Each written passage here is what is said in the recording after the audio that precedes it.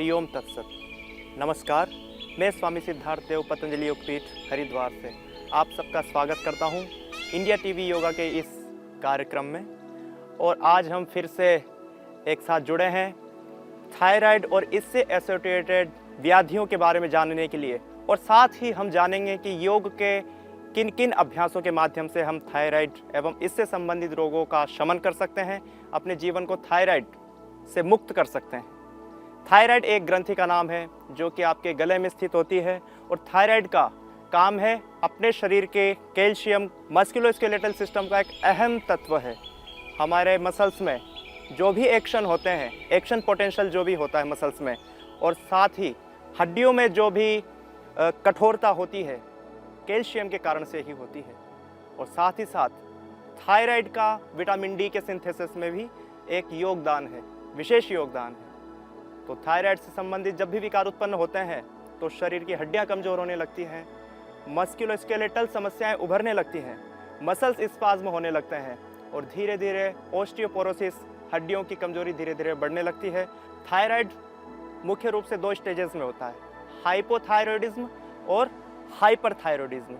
Hyperthyroidism में thyroid की जो क्रिया प्रणाली है, जो एक्शन है, वो सामान्य से अधिक बढ़ जाता है, और जब नॉर्मल से अधिक थायराइड बढ़ जाए तो उस कंडीशन में ड्वार्फिज्म नामक एक अन्य विकृति पैदा होती है शरीर में।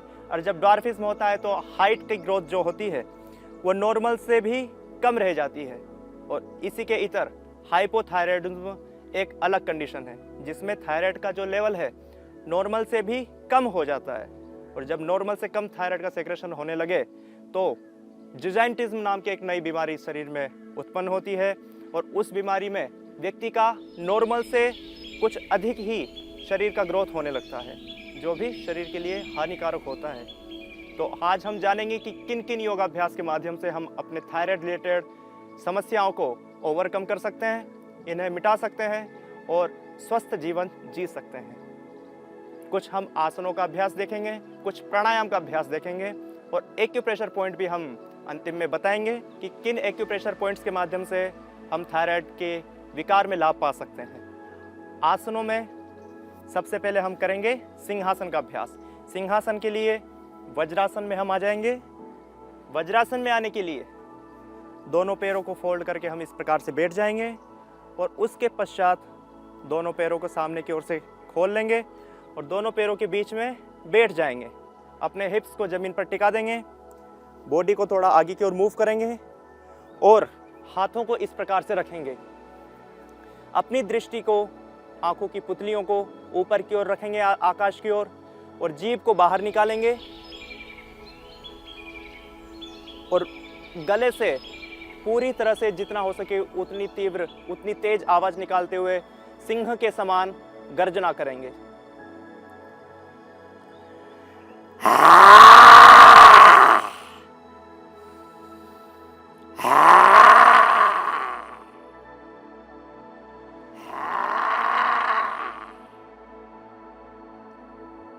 फिर अंत में गले की मसाज कर लेंगे।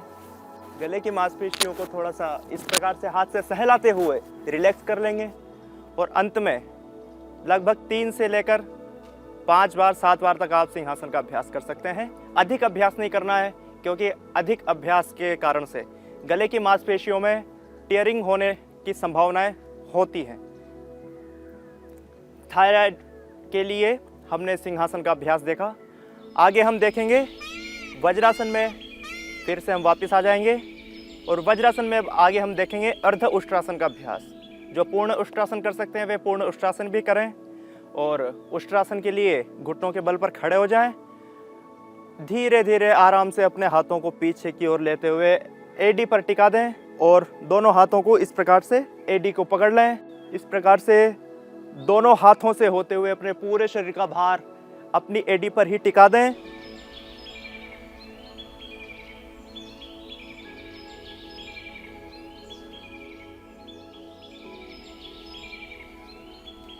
इसी स्थिति में 2 मिनट से लेकर 10-10 मिनट आप बने रहें, क्योंकि अगर हमें डिजीज़ में लाभ पाना है तो हमें 5-10 मिनट तो कम से कम आसनों का अभ्यास करना ही चाहिए।